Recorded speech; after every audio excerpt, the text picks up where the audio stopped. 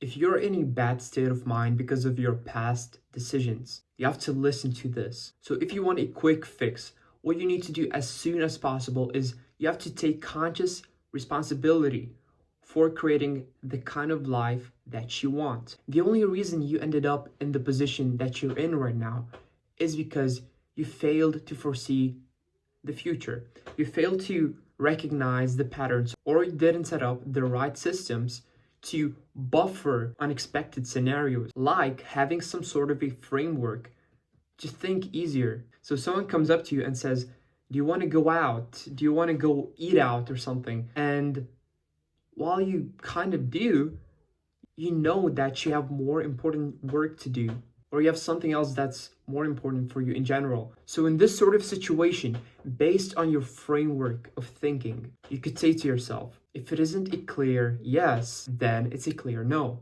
What this way of thinking means is you clearly prioritize things that matter over things that don't have such an importance. So let's say a person comes up to you and says, hey, do you want to go out or something? But you clearly know your priorities, that you have work to do that's way more important to you at this moment. So it isn't a clear yes because you know that you have to do your work.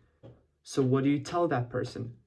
No. The way you foresee the failures, the way you avoid the little downfalls, you have to set up the systems. You can't use your willpower because there's only so much of it. You can't use it constantly. Sure, you can train your willpower, but it's better to optimize your environment in such a way where failing is actually hard and succeeding is as easy as it gets. So keeping the systems that solve failures in the future in mind, the way you take conscious responsibility right now is you take the next right step. Your rut is going to drag on as long as you avoid taking the first right step. As long as you keep those distractions, as long as you prioritize things that don't matter over things that do. So if you're going through a tough period, you know the answer already. I don't need to tell you. The key point is for you to take the first